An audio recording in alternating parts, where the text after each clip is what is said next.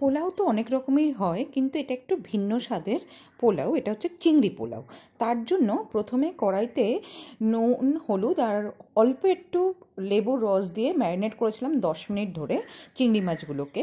তারপরে এটাকে হালকা করে ভেজে তুলে নেব। খুব বেশি কিন্তু ভাজলে পরে চিংড়ি মাছগুলো শক্ত হয়ে যাবে, সেই জন্য হালকা করেই ভাজবে।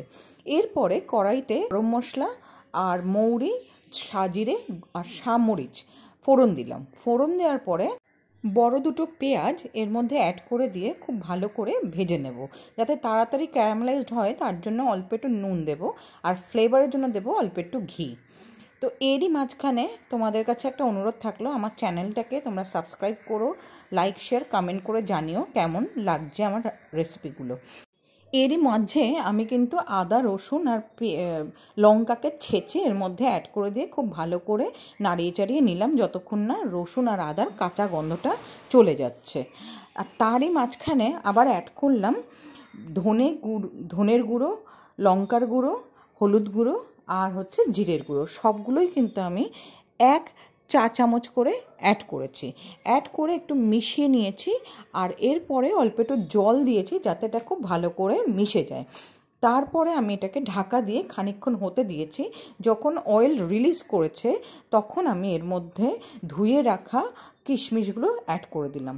কিশমিশ অ্যাড করে আবার 2-3 মিনিট মতন নেড়ে চেড়ে এর মধ্যে ধুয়ে জল ঝরানো গোবিন্দভোগ চাল আমি অ্যাড করেছি। এখানে কিন্তু 1 কাপ চাল আছে। এবারে এই চালটাকে আমি খুব ভালো করে মশলার সাথে মিশিয়ে নেব, যাতে কিনা চালটা একটু ফুটে ফুটে ওঠে। না হলে পরে কিন্তু পোলাও কখনোই ছাড়া ছাড়া হবে না, মানে যেটা আমরা গায়ে মানে একদম ঝুড়ো পোলাও হবে না। এবারে এই খানিকক্ষণ ভাজার পরে আমি এর মধ্যেও অ্যাড করে দিলাম আগে থেকে ভেজে রাখা চিংড়ি মাছগুলো। এই চিংড়ি মাছগুলো দিয়েও আমি মিনিট 2-3 মতন আর একবার করে নাড়িয়ে চাড়িয়ে নেব এই চালের সাথে চিংড়ি মাছটা। যখন নাড়াচাড়া হয়ে যাবে তখন এর মধ্যে প্রথমে আমি 1 কাপ নারকেল দুধ আর তারপরের 1 কাপ নর্মাল গরম জল অ্যাড করলাম। অ্যাড করে এবারে এর মধ্যে পরিমাণ মতন নুন, স্বাদ মতন চিনি অ্যাড করে দেবো। অ্যাড করে এবারে এটাকে হাই ফ্লেমে হতে দেব মোটামুটি 5 থেকে 7 মিনিট। যখন জল আর চালটা গায়ে গায়ে লেগে আসবে তখন আমি এটাকে হালকা হাতে আর একবার নেড়ে দেব। নেড়ে দিয়ে এর মধ্যে কিছু কাঁচা লঙ্কা চিড়ে অ্যাড করব খুব সুন্দর ফ্লেভারের জন্য।